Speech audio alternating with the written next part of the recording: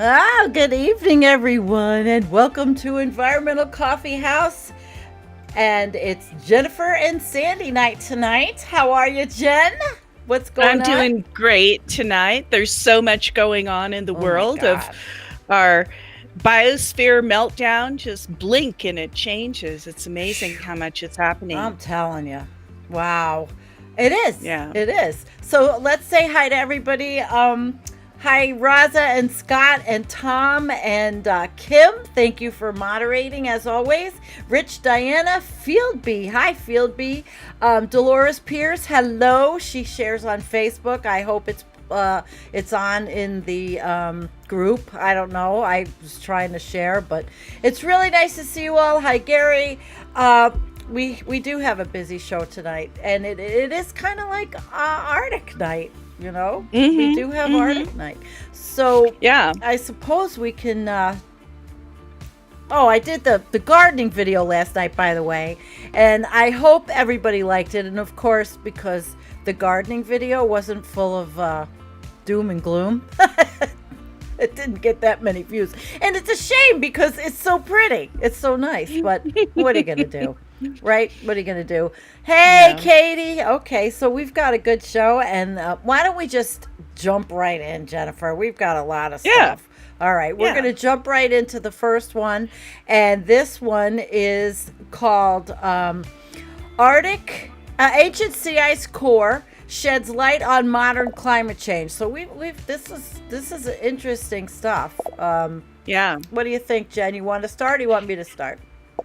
I'd like you to go ahead and start, All but right. before we start, I want to tell you why I went after Antarctica in Okay. particular. I actually did a search on it because I have this earthquake app on Mm-hmm. my cell phone, Yep. and I saw all this activity in the Sandwich Islands, which is just up from the hook Really?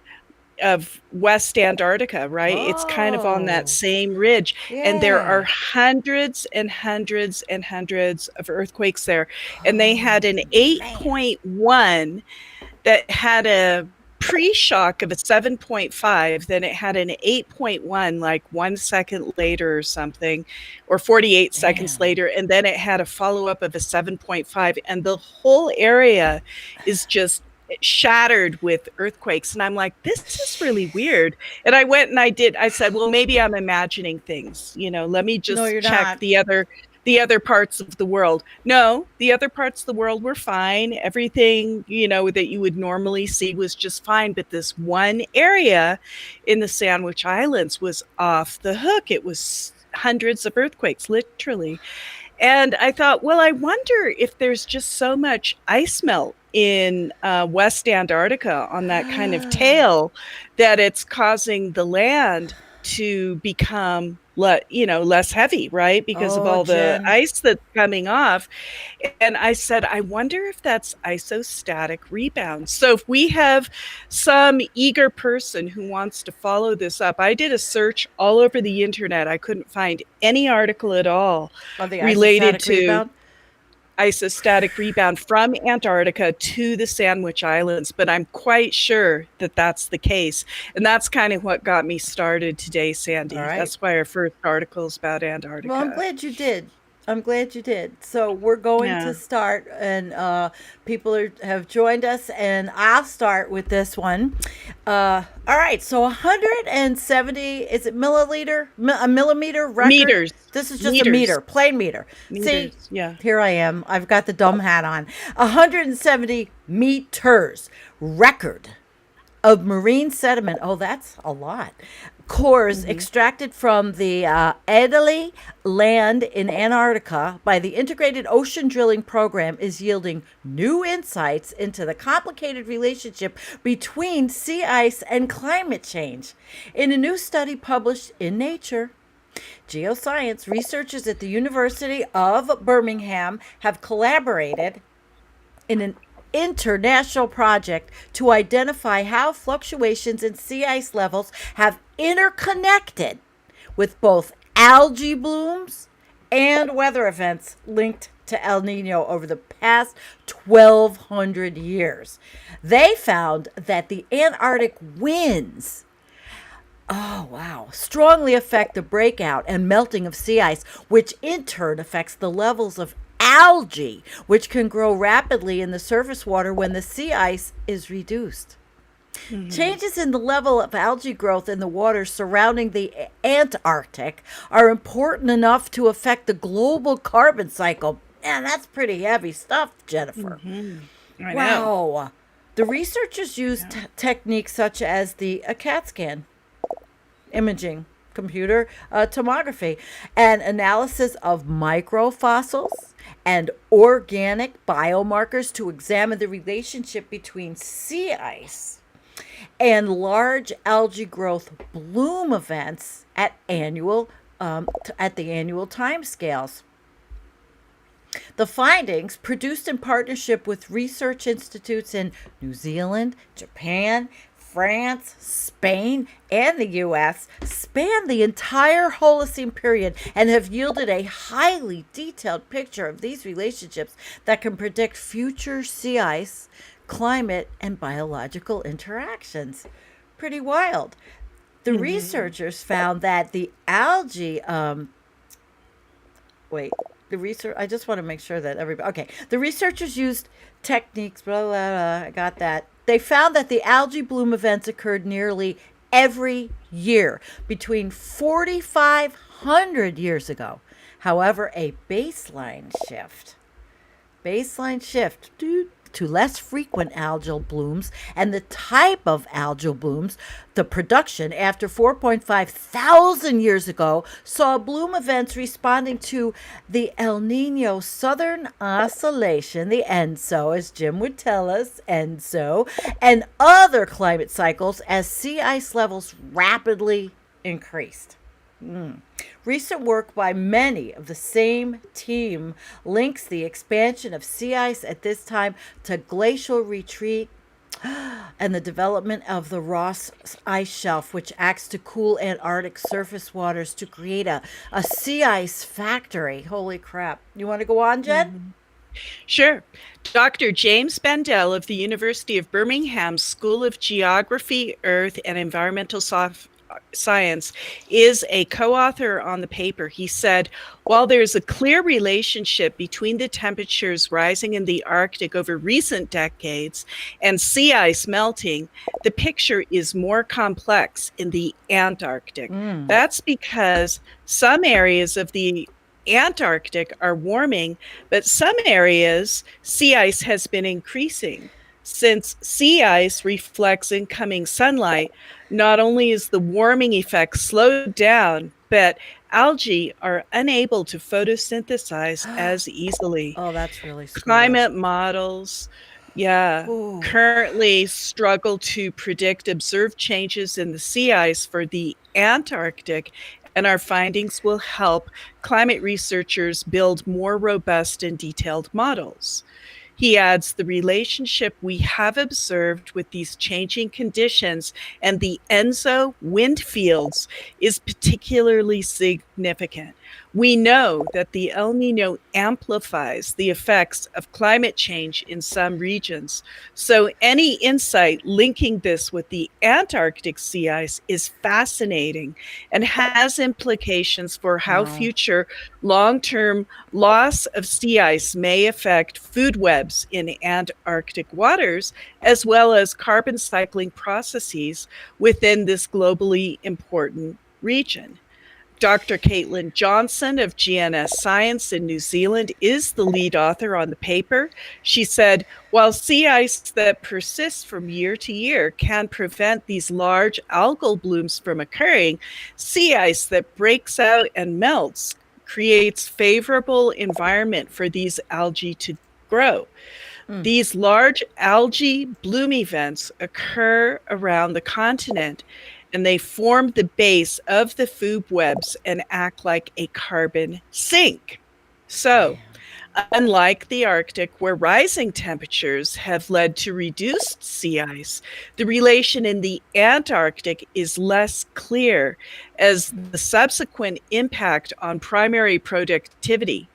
Our new records provide a longer-term view of how sea ice and climate models like the ENSO impact the frequency of these bloom events, This is allowing important climate stuff. modelers Ooh. to build more robust Ooh. models. So there you Important. go. And people don't realize this because nobody thinks of the Antarctic. Nobody thinks of all this. And the information on the food web, it's critical. Mhm. Oh my Yeah. gosh, Jen. That's a critical article. It is. And it segues into the next one because now the next article goes into the right into the it's from the BBC, right into the North Sea's hidden ice past. And now this one segues. So we're talking about Antarctic. Now we're talking about the North Sea, and we're going to look at some graphics. Yeah. Jen, do you want us to get started on this one? Yeah, I'd like to look at the picture before we All dive right, let's into get it, this because picture. that beautiful picture with the blue canyon, right? Yeah, look at that. That's pretty. So they were able to suss this thing out with sonar, kind of like some sort of LiDAR or something like that. And these are giant canyons that are Wow. sculpted throughout the North Sea that were formed at the end of the last ice age. Wow. And it makes it particularly fascinating because that whole area was glaciated. The North Sea at that time didn't exist. It was Doggerland. Do you know about Doggerland? Doggerland was a land. It was basically a big land that was in between England and Scandinavia, Doggerland. Yeah. And, you know, it was all encrusted with ice at the end of the last ice age. You know, sea levels were 400 feet lower than they are today. But as the ice melted and the water would basically fall down to the base of the ice sheet, which would be, you know, the ground, right? It would sculpt out these major canyons. And so that's what they have done. They have basically mapped out the North Sea bottom muds and found these giant canyons that are riddled throughout the North Sea that are left over from... Dang, Jen, that's wild. I know, right? That's wild stuff. All right, well, and they're not small either. No. They're not small. No, and look at the graphic. It's beautiful, but it's insane. Wow. It is insane. All right, so huge. Take it away. Spectacular ice age landscapes have been revealed beneath the North Sea. These deep, kilometers-wide channels known as tunnel valleys were cut by fast-flowing rivers that ran under the North Europe's ancient ice sheets. Wow. Today, the landforms are all but hidden by the North Sea's bottom mud. So these things are all full of mud. But new survey work has traced out their outlines in remarkable 3D detail. Scientists say that these channels should give us clues as how modern-day ice sheets, such as Greenland, will decay. Which that's will, isn't it? Now, isn't it like are decaying? Correct, right. That's because these features were all incised during periods of great melt. These tunnel valleys were formed during the death throes of an ice sheet in extremely warm climates. Right? Yeah. This makes them a great analog for what Greenland or even Antarctica might begin to look like in the future, perhaps several hundred years down the line. Well, we'll see if it's going to be 700 years. Yeah, 700 well, years. We won't see. Oh, no. If there's any algae blooms left, they might see. I don't know. Holy crap. So Serious look stuff. at this guy looking into this hole. This is in Greenland, this giant, river dumping into the middle of the ice sheet, going down to the base. That's kind of wild, huh? Wow. It's really wild. It's really dangerous to stand where he's standing too. He's got the tie on though. He does. He's got people holding him, or he's got something there. Holy crap. That's scary. That's the stuff Netflix movies are made of. No kidding, right? Yeah, right. Oh my God. So today, if you visit Greenland during summer months, you'll see huge lakes of meltwater pooling on the ice sheet's surface. This water funnels down holes to reach the bed, where it then spreads out and drains into the sea. But as it does, this water also lubricates the flow of the ice sheet above. Researchers have used all manner of sensors to try and understand the subglacial processes involved. The US Space Agency, NASA, even sent an armada of bath time rubber ducks on a mission to see if they could traverse Greenland under ice rivers. I remember Do you something remember about this? that. It's not that Yeah. long ago, and it was a They big thing. Jen, we were laughing about it. They threw in thousands of these little yellow rubber ducks, Yeah. right? Oh shit! I wish I See if pulled they'd up come a out the picture. other side. Yes, I remember that. I know. The landform described by Mr. Kirkham and colleagues in the journal Geology provides this information in a different way, at a huge scale and with super fine resolution. Okay, And let's here check we this see out. a picture. See, it's between Britain, the UK, and Scandinavia, kind of up to the north, and then Denmark's directly across, right? That's the Wow. North Sea. And all of those little kind of lines Yeah. are ice cavern tunnel things. I mean, it's really wild. And this was the limit of the ice sheet 21,000 years ago. So we look to the past to understand the present. So this was made possible by new seismic sound wave survey techniques that ordinarily would be used to image the structures of the seafloor sediments to see that they're suitable to host oil and gas. Oh, lovely. Oh, that, you know what? Wait, Jen. Nope. That one, sorry, but it's going to host Big flush. big ass flush. Yeah. Anything that has to do with oil and gas gets the Environmental Coffee House flush Most of the definitely. day. So, but scientists can exploit that same data to recall the glacial history of the North Sea. The past 800,000 years have seen repeated incursions of thick ice cover over northern Europe during cold periods, to be followed by mass retreat when the temperatures rise again. We know this, up and down, right?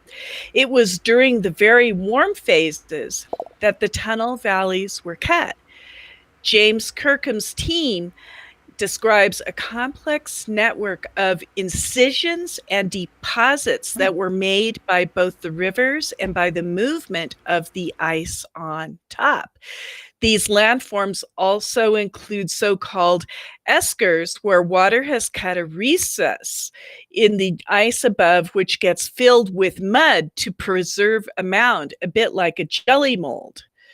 These are long, sinuous ridges where sediments got squeezed into the fractures that develop in a fast-flowing ice that suddenly came to a stop.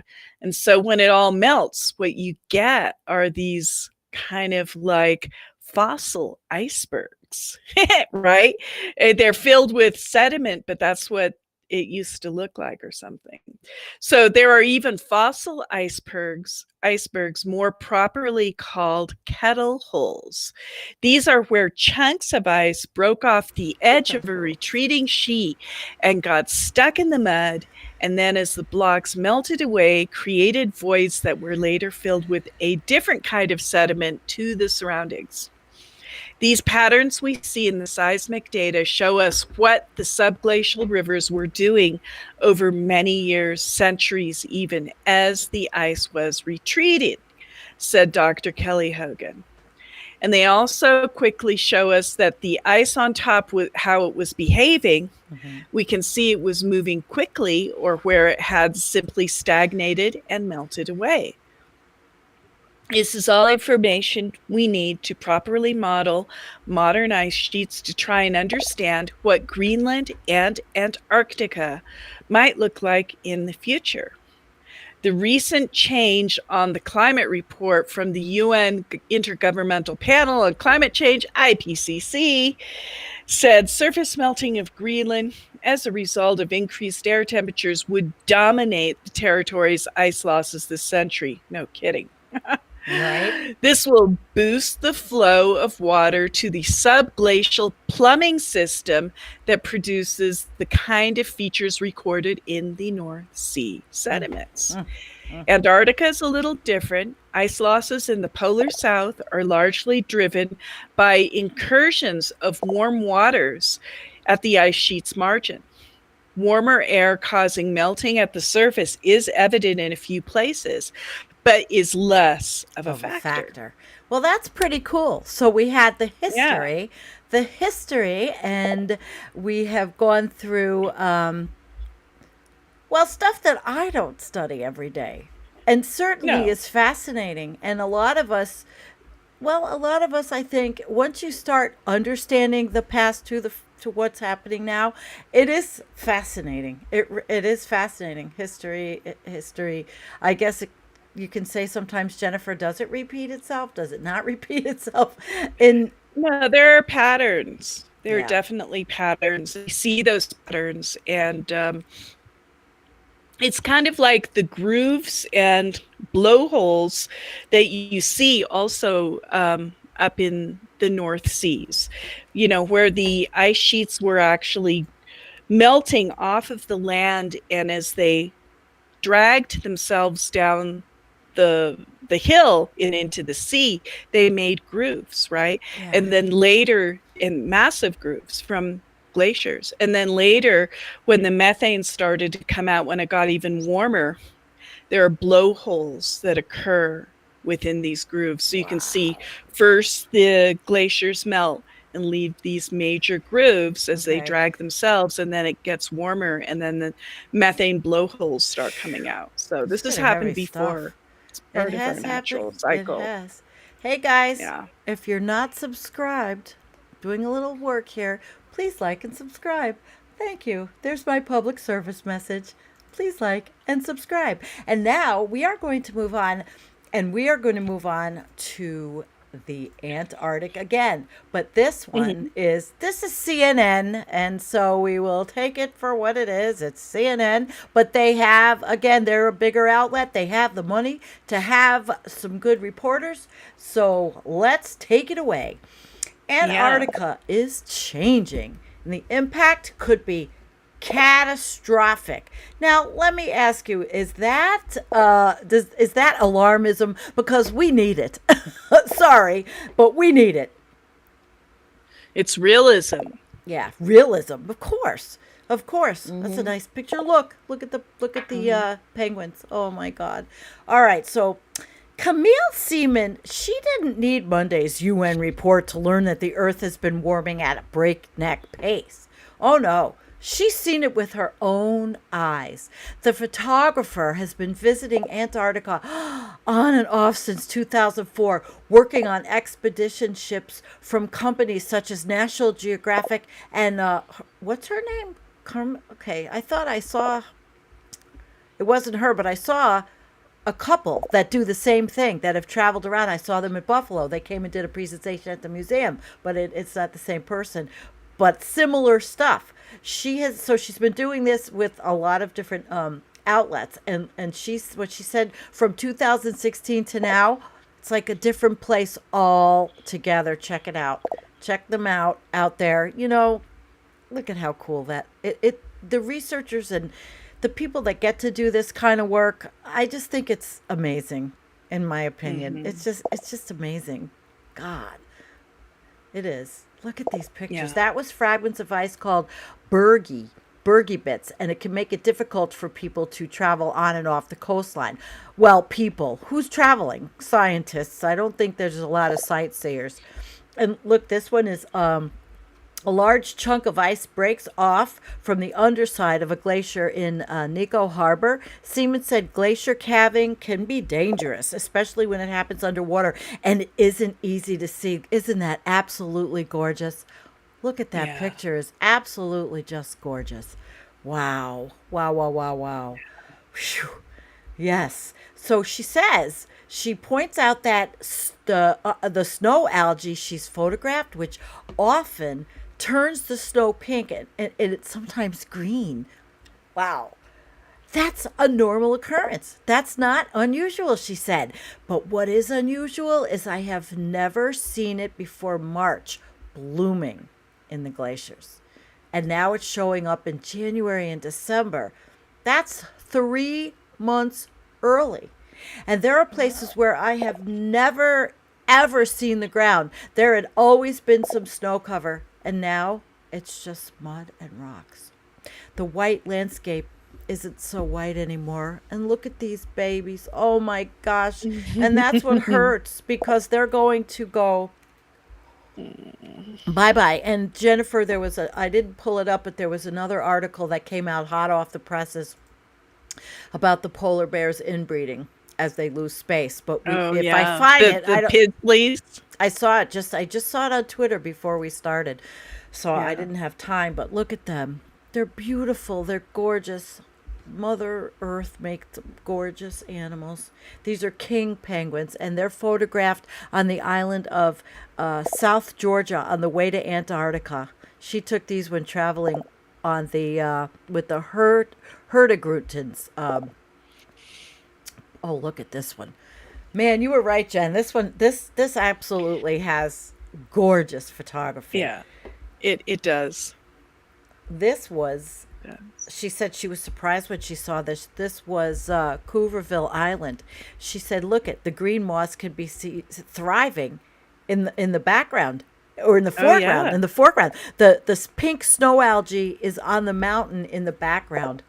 Oh my Oh, God! yeah. Wow. Oh my goodness. I gotta put up, Rich. They're greenwashing the snow, those bastards." Thank you, Rich. We always need a little bit of that comic relief when we're talking about the crises that are happening to our planet. Absolutely. So last year, Antarctica registered a record high temperature of 18.3 Celsius, or nearly 65 Fahrenheit. Holy Patiri Talas, Secretary General of the World Meteorological Organization, said the record is consistent with the climate change we are observing, and noted that the Antarctic Peninsula, the northwest tip closes to South America, it's among the fastest warming regions on the planet. Wow. There you go.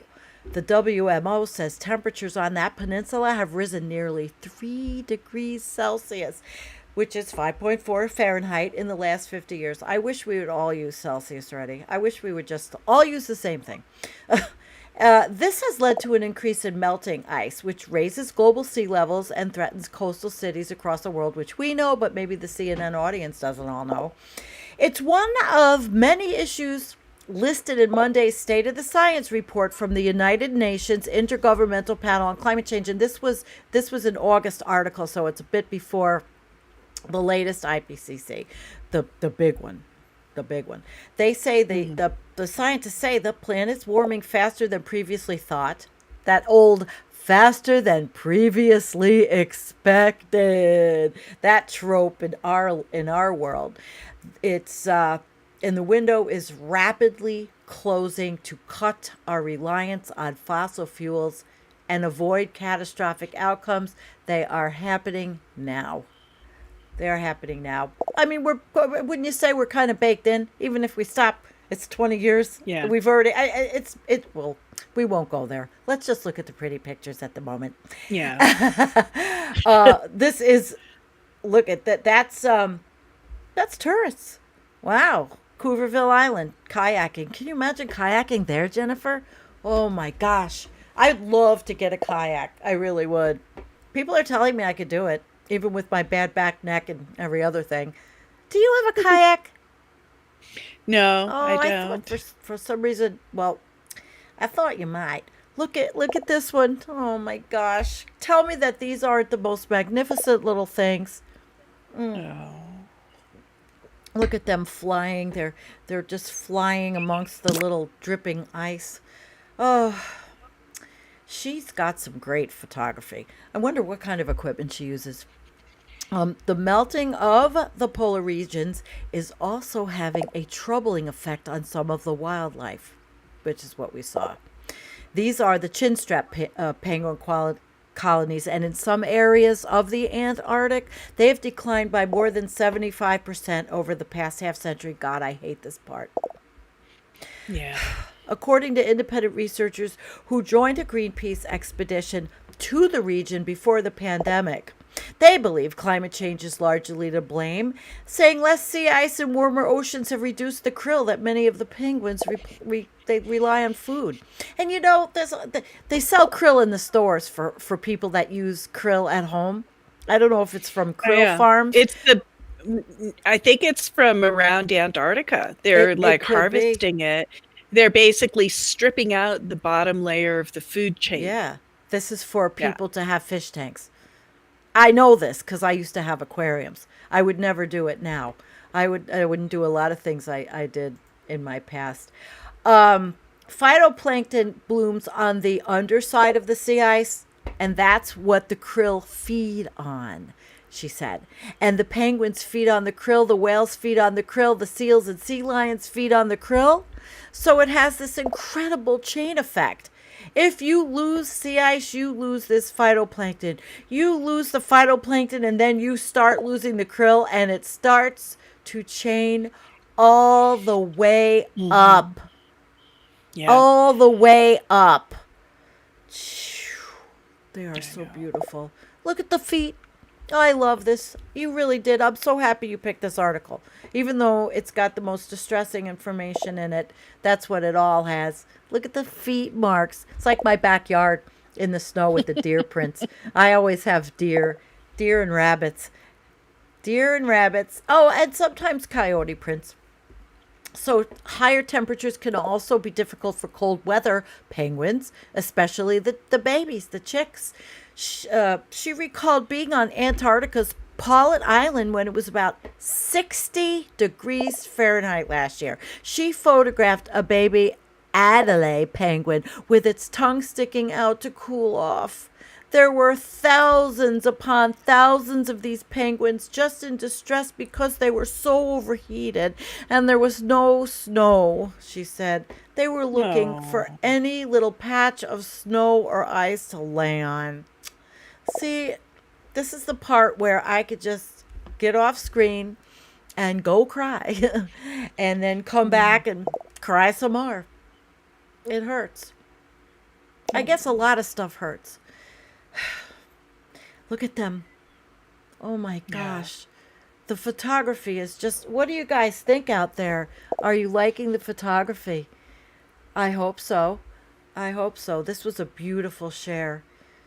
Look at them. They're trying to beat the heat. Oh my gosh. Beat the heat. Some penguin species in the Antarctica, like the gentoo, they're more adaptable than others, Seaman said. The Adelie penguins are declining in some areas of the continent and doing well elsewhere. They're really quite interesting characters, and you can't help but admire them, she said. They have an incredible sense of humor. I've seen it many times. They will fall flat on their beak, like trip in the snow or whatever, and when they get up, I swear they look around to see who saw. Oh, God. And she's photographed them enough, so she really understands their behavior. As a photographer. This is the gentoo penguin, and this one is calling out during nesting season. That's on Nico Harbor. Look at that. And they can create a chorus, Jennifer. I wish I had something that sounded like a chorus that we could play of penguins. Next time I'll have to look for something like that before the show. And that goes to the goes with our pictures. And here's the scientists and the photographers. And she's obviously on a different vessel photographing them. Wow. Oh my gosh. Wow. She has been documenting the polar regions for years. When she found, of course, the UN report troubling but not surprising. And like Greta, she is frustrated with the inaction she has seen across the world to reduce carbon emissions. Get used to it. She's with Greta on this. She says, we should be acting like our house is on fire.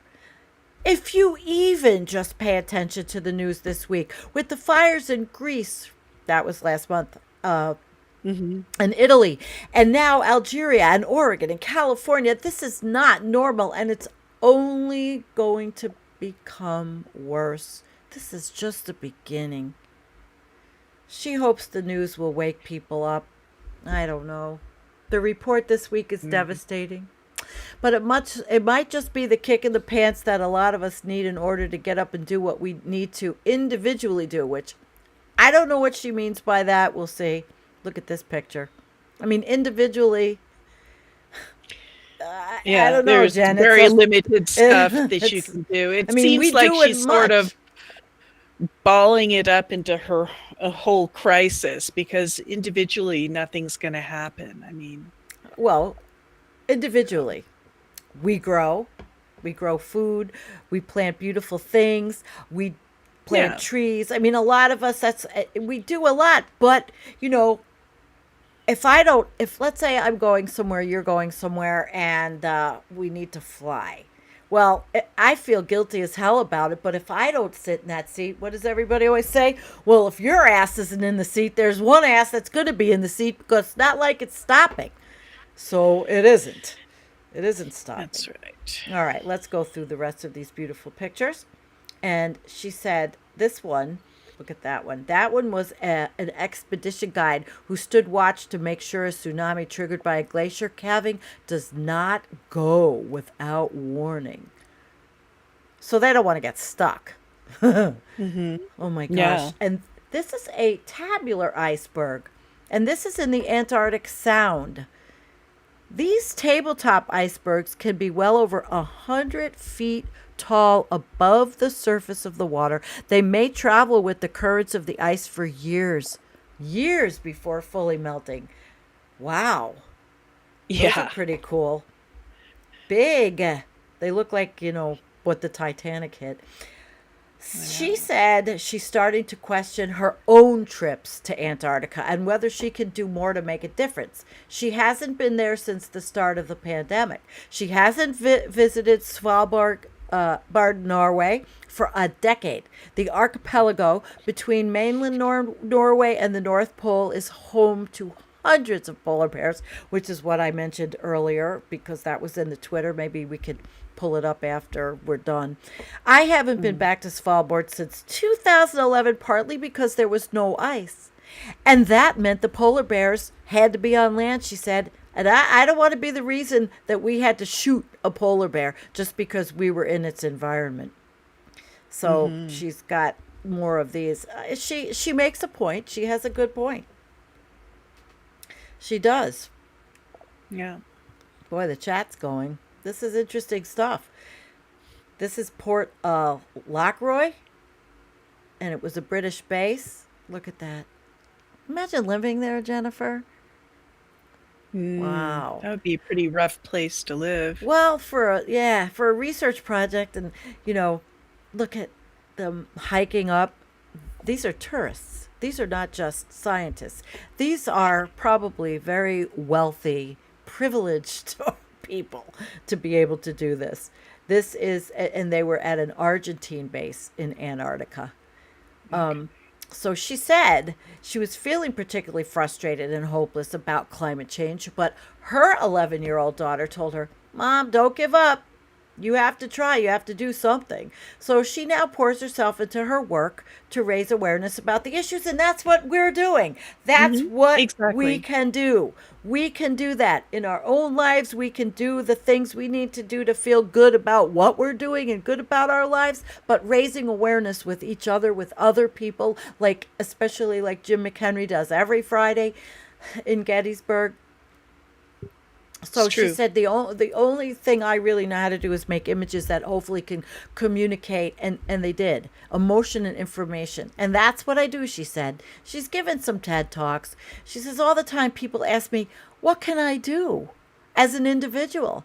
And I say, stand up for that one thing you love about this planet, whether it's roses or monarch butterflies or that oak tree in your yard. right? Whatever it is, whales or polar bears, stand up for that.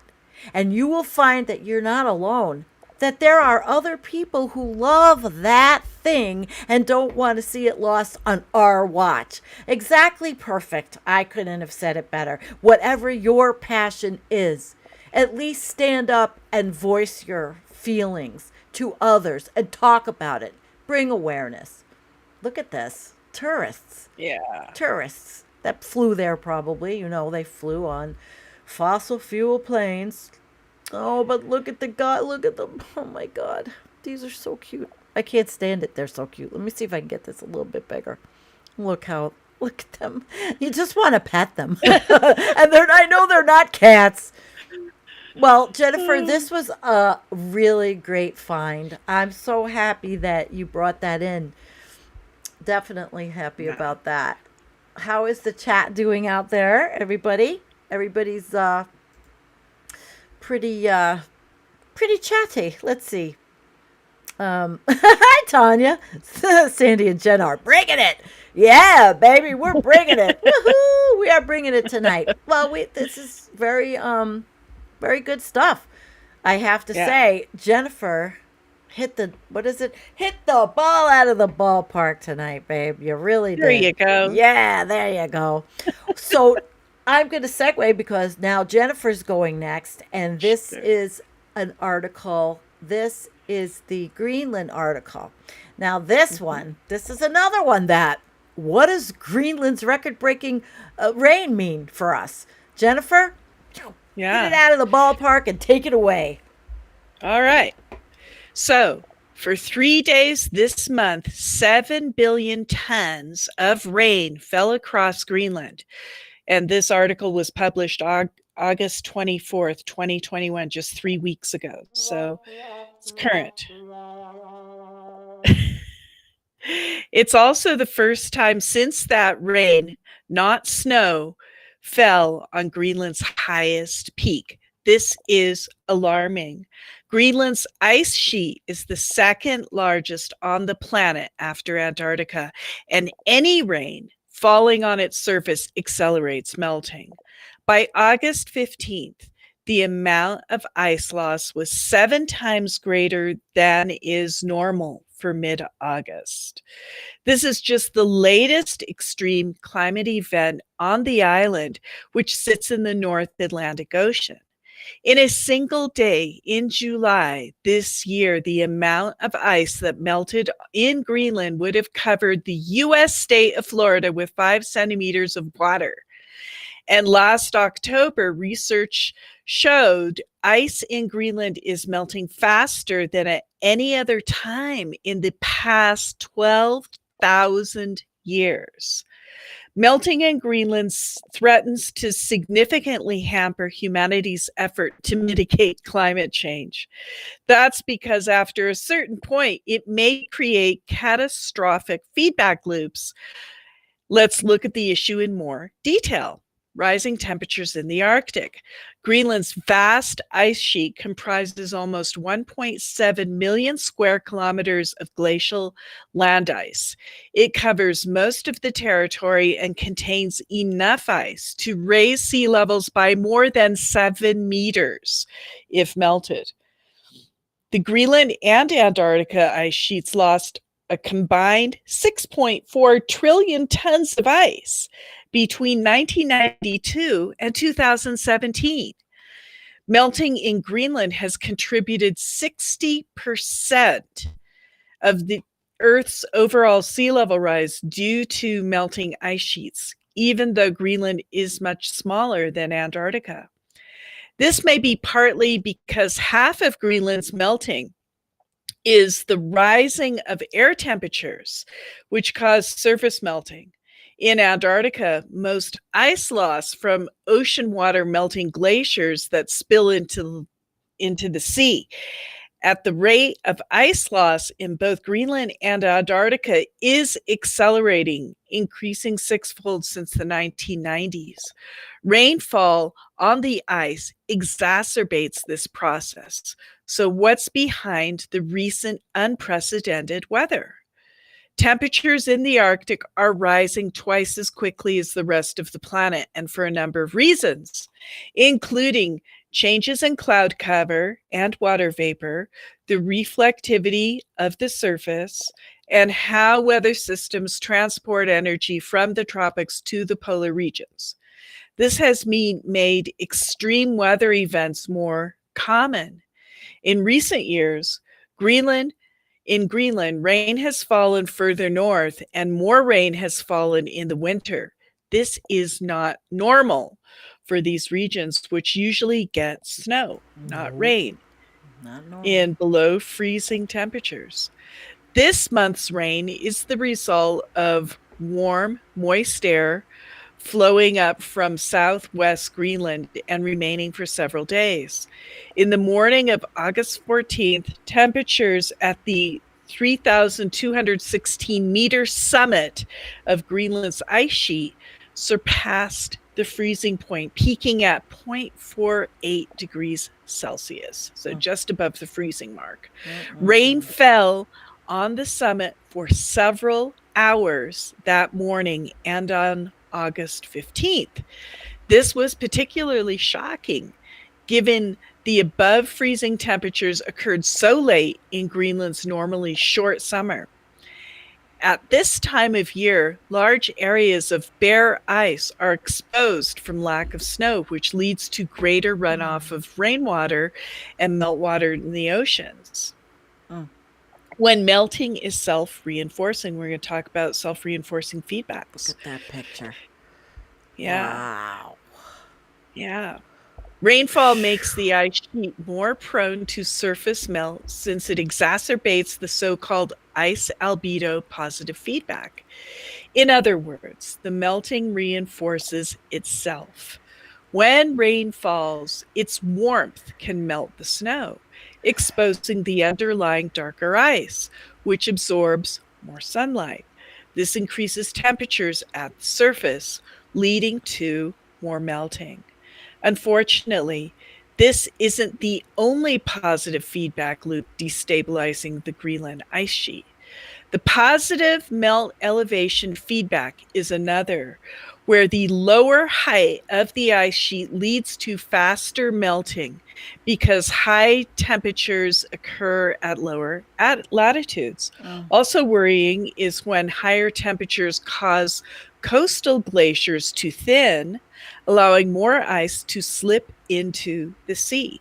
This both speeds up the rate of glacier flow towards the sea and lowers the ice surface, exposing it to warmer air temperatures and in turn increasing melting.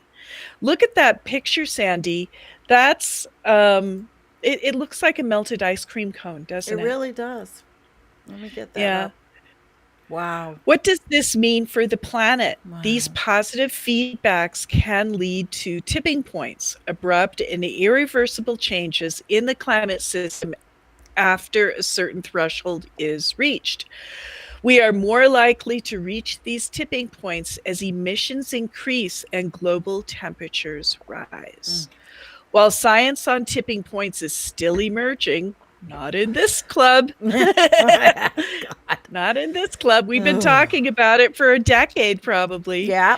The most recent reports from the Intergovernmental Panel on Climate Change said they cannot be ruled out. Oh, they're saying tipping points can't be ruled out? You bet your booty. Really? Yeah. Okay. The report identified likely tipping... Sorry. The report identified likely tipping points such as widespread Arctic sea ice melting and the thawing of methane-rich permafrost. Oh, they said the word. They said for it. them. They said the word.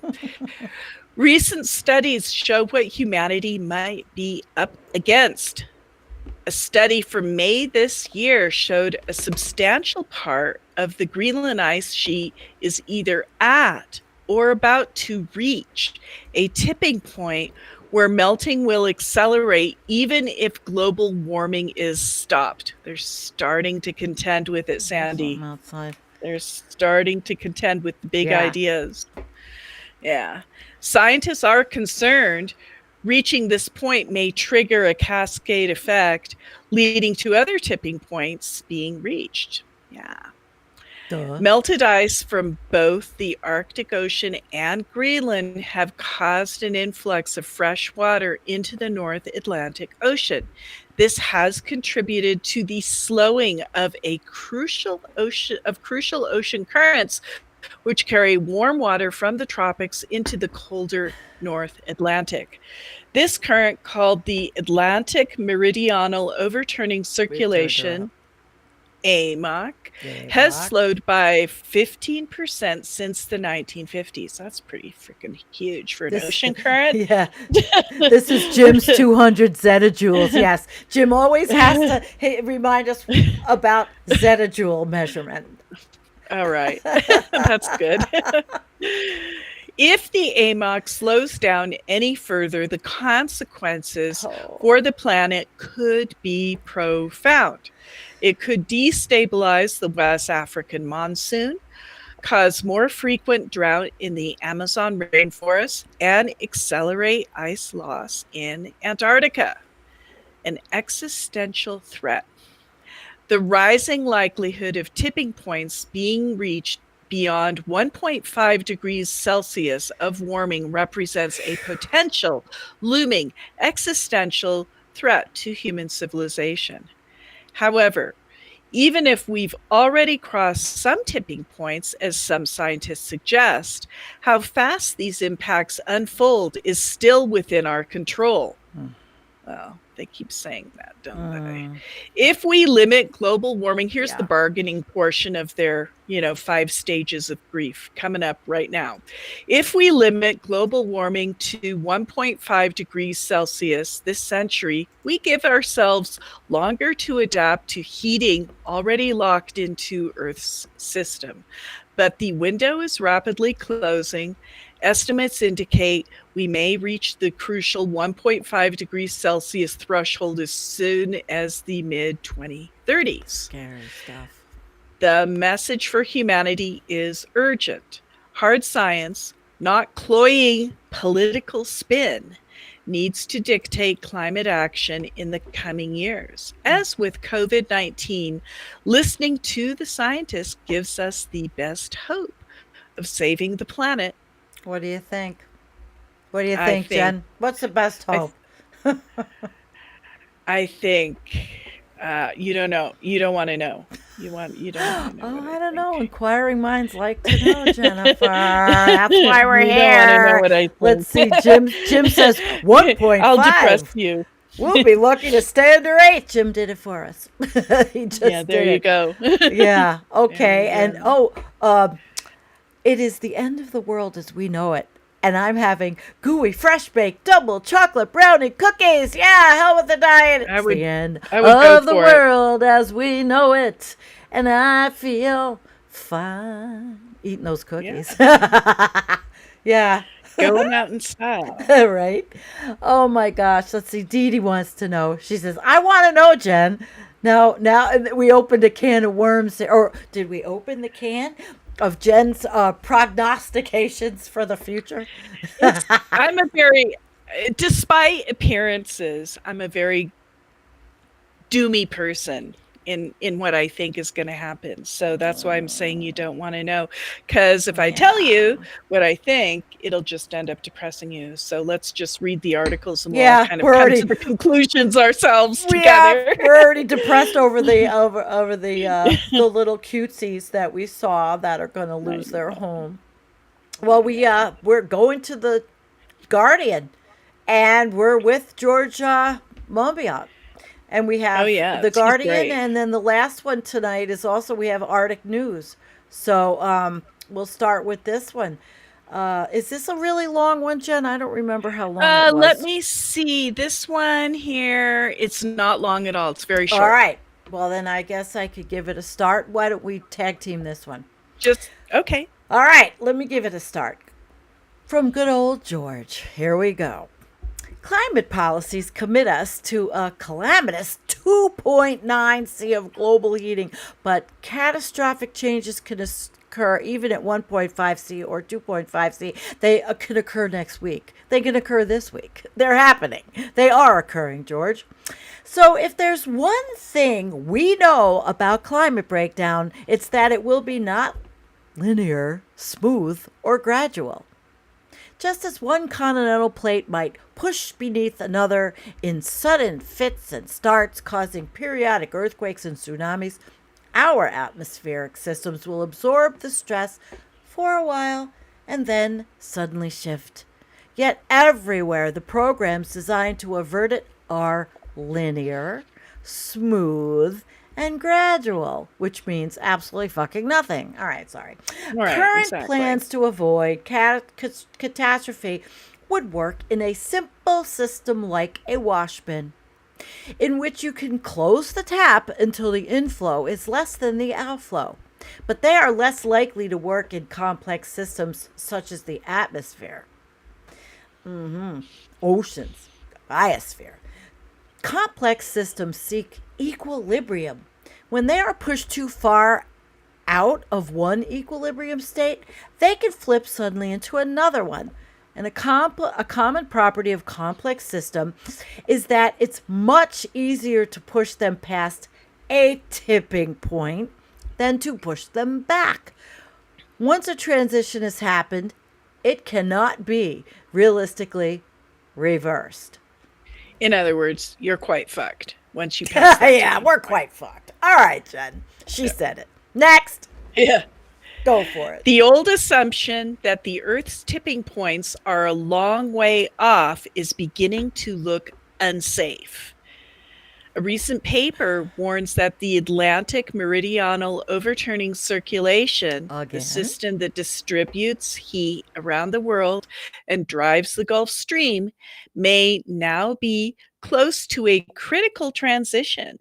This circulation has flipped between on and off states several times in prehistory, plunging northern Europe and eastern North America into unbearable cold, heating the tropics, disrupting the monsoons. Other systems could also be approaching their threshold. The west and east Antarctic ice sheets, the Amazon rainforest, and the Arctic tundra and boreal forests, which are rapidly losing the carbon they store, driving a spiral of further heating. Earth's systems don't stay in their boxes. If one flips into a different state, it could trigger the flipping of others. Sudden changes of state might be possible with just 1.5 degrees C or 2 C of global heating. A common sign that complex systems are approaching tipping points is rising volatility. They start to flicker. The extreme weather in 2021, the heat domes, droughts, fires, floods, cyclones, is frankly terrifying. If Earth systems tip as a result of global heating, there will be little difference between taking inadequate action and taking no action at all. A miss is as good as a mile. So, the target that much of the world is now adopting for climate action, net zero by 2050, begins to look neither rational nor safe. It's true that our only hope of avoiding catastrophic climate breakdown is some variety of net zero. What this means is that greenhouse gases are reduced through a combination of decarbonizing the economy and drawing down carbon dioxide that's already in the atmosphere. It's too late to hit the temperature targets in the Paris Agreement without doing both. Wow. But there are two issues: speed and integrity. Many of the promises seemed destined to be designed to be broken. At worst, net zero by 2050 is a device for shunting responsibility across both time and space. Those in power today seek to pass their liabilities to those in power tomorrow. Every industry seeks to pass the buck to another industry. Who is this magical someone else who will suck up their greenhouse gases? Good question. Good question. Who is that Right. magical someone else? It's somebody in the future who hasn't been born yet. They're Yeah. just going to Suck suck it up. all up. Yeah. Everybody's going to Their wear a plan- suck up bag. They're going to have their own CO2 suck up bags on their bodies. That sounds like dear a plan. God. Dear God. There you go. You're right. Their plans rely on either technology or nature to absorb the carbon dioxide they want to keep producing. The technologies consist of carbon capture and storage, catching the carbon emissions from power stations and cement plants, then burying them in geological strata, or direct air capture, which is sucking carbon dioxide out of the air and burying that too. But their large-scale use is described by the Intergovernmental Panel on Climate Change as subject to multiple feasibility and sustainability constraints. Yeah. It sounds like a big cop-out. I'm not sure exactly what that means. They are unlikely to be deployed at scale in the future for the same reason that they're not being deployed at scale today. Oh boy. Despite 20 years of talk, technical and logistical barriers, never mind, you can keep smoking because one day they'll find a cure for cancer. That's the analogy. All right. So what's left? Oh, yeah, you go. Sorry. Please. Tag team, baby. Tag team. So what's left is nature. The capacity of the world's living systems to absorb the gases we produce.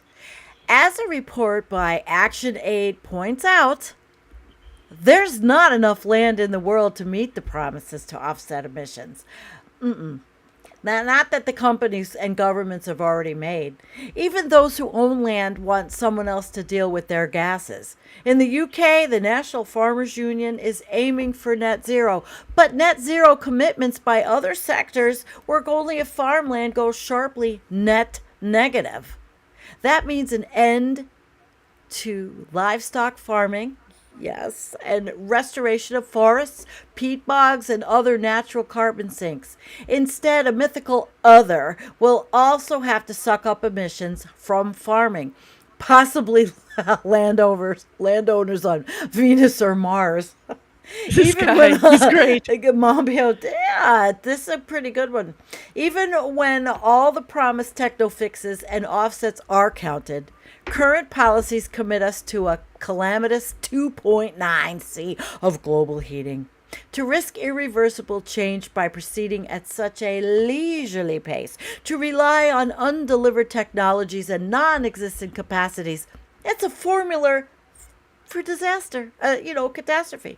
If Earth systems cross critical thresholds, everything we did and everything we were, the learning, the wisdom, the stories, the art, the politics, the love, the hate, the anger, and the hope, will be reduced to stratigraphy.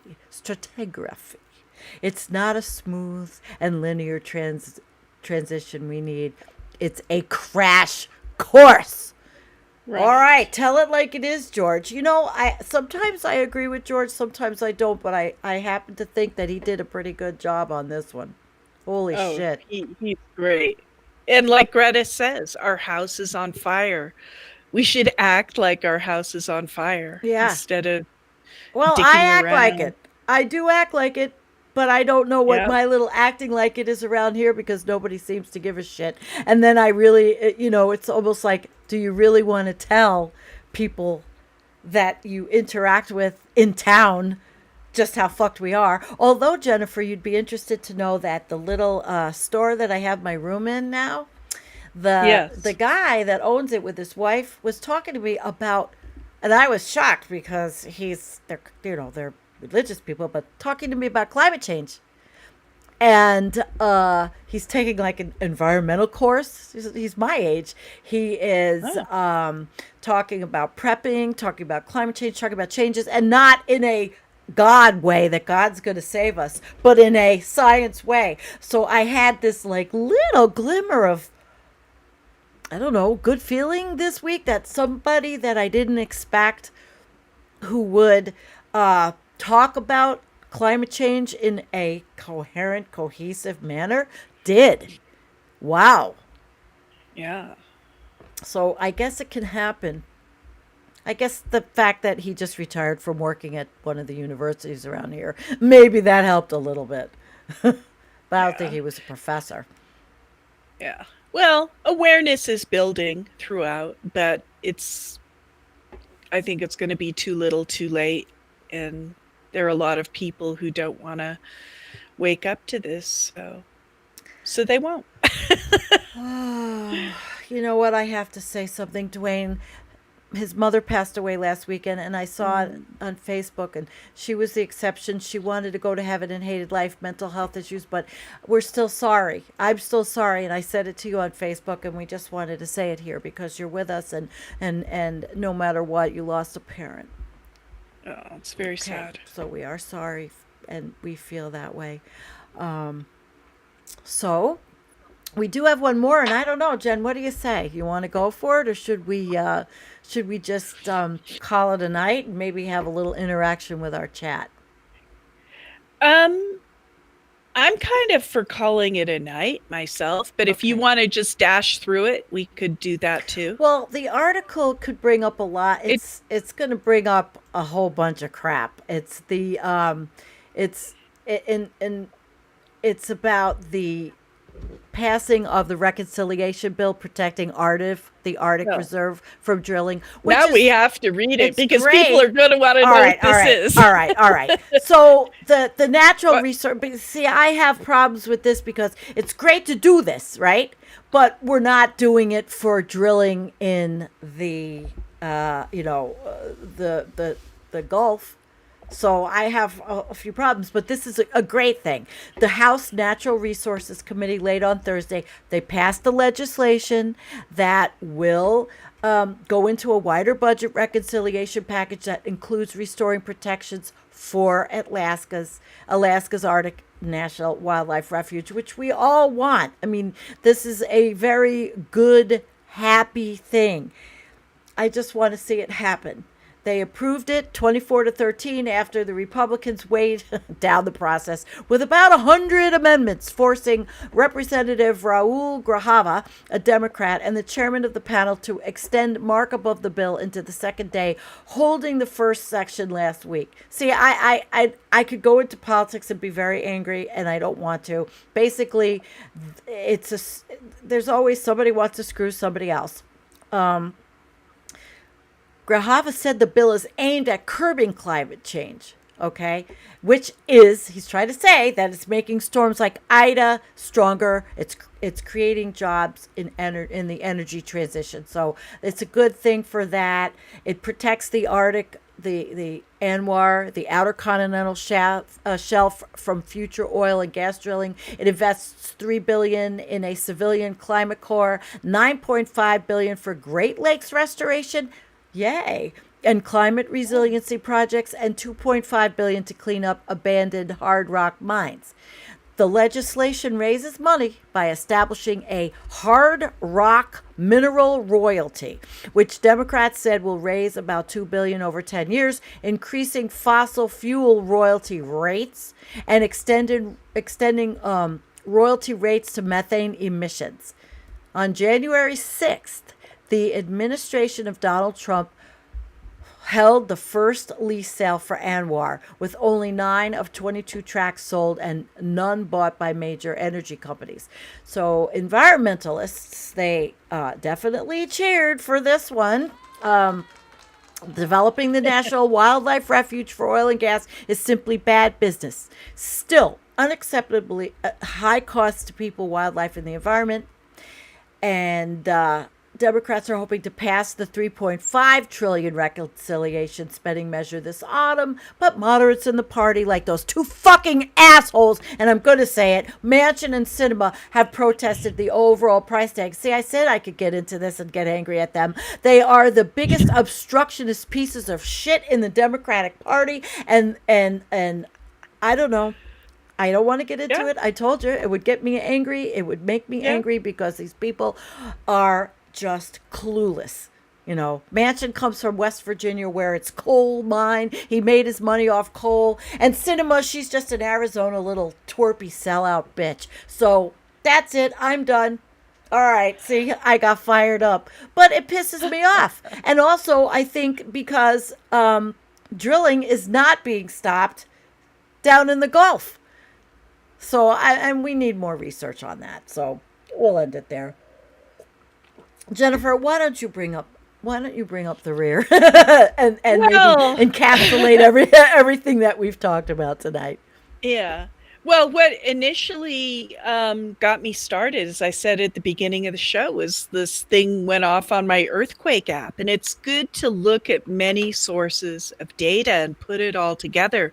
The crust of the earth is flexible, and it is affected by all this ice melt that's happening, right? Yeah. Yeah. So we have to just keep looking at all this stuff. And I'm paying extra attention to Antarctica now, because you can see they keep saying, well, the heat in West Antarctica is incredible. It's like 65 degrees or whatever. You got to figure that that's creating a huge abnormal amount of melting of the ice, and that's going to lighten the land in Antarctica. And lo and behold, maybe it's setting off the Sandwich Islands. So I just, Wow. that's another example of, connecting the dots and seeing what's Connecting the happening. dots. And Yeah. we try, guys. We try. And with your help, we keep connecting the dots. So I just again want to say thank you for buying us a coffee, and those of you who are members, subscribers, followers. It's really cool. Thank you, everyone. We definitely appreciate you. And if you haven't liked and subscribed, please like the stream, subscribe to us. We have built a subscription base very slowly. I don't know why, but it is what it is. And I'm not going to sit and say, oh, YouTube is stifling us. I'm not doing any of that nonsense. It's a slow go. Not everybody wants to hear what we have to say. And that's the problem. No. We talk about tough issues. We're talking about the Arctic. We're talking about, a lot of people just gloss over. They gloss over. But we're not glossing over, and we're never going to gloss over. Yes. So anyway, what do you say, Jen? We are good to go. We're good to go. And I want to thank everybody. And please, if you haven't watched the video from last night where I shared everybody's gardens that sent me things, I probably will be able to do another show like that, but please do watch it. It was really nice, and it's something to feel good about, and it shows what we are all individually doing in our lives. Okay, so peace out. Get this peace out going, and I am saying good night.